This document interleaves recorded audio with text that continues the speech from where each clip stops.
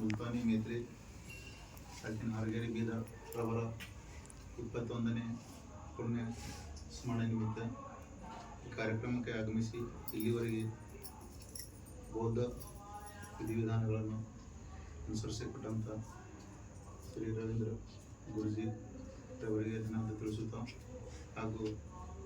ಇಲ್ಲಿಗೆ ಆಗಮಿಸಿದಂಥ ನಮ್ಮ ಮಾದೇವ ಶರಣರು ಹಾಗೂ ಮನೋಜ್ ಮುರ್ಬಿಕರನ್ನು ಹಾಗೂ ಎಲ್ಲ ತಾಯಂದಿರು ದಿವಂಗತ ಅರ್ಜುನರಾವ್ ಮೇತ್ರಿಯವರು 1950ರಲ್ಲಿ ಜನಿಸಿ ತಮ್ಮ ಪ್ರಾಥಮಿಕ ವಿದ್ಯಾಭ್ಯಾಸವನ್ನು ಹಾರಗಿರಿಯಲ್ಲಿ ಪೂರ್ಣ ಮಾಡಿರ್ತಾರೆ. ತದನಂತರ ಕರ್ನಾಟಕ ಕಾಲೇಜಿನಲ್ಲಿ ಅವರು ಪದವಿ ವ್ಯಾಸಂಗ ಮಾಡಿ B.Ed ಮಾಡಿ ಮತ್ತು LLB ಪ್ರಥಮ ಮತ್ತು ದ್ವಿತೀಯ ಗುಲ್ಬರ್ಗ ಮಾಡುವ ಮುಂದೆ ಅವರಿಗೆ 1977ರಲ್ಲಿ ಕರ್ನಾಟಕ ಲೋಕಸೇವಾ ಆಯೋಗದಿಂದ ಪ್ರಥಮ ದರ್ಜೆ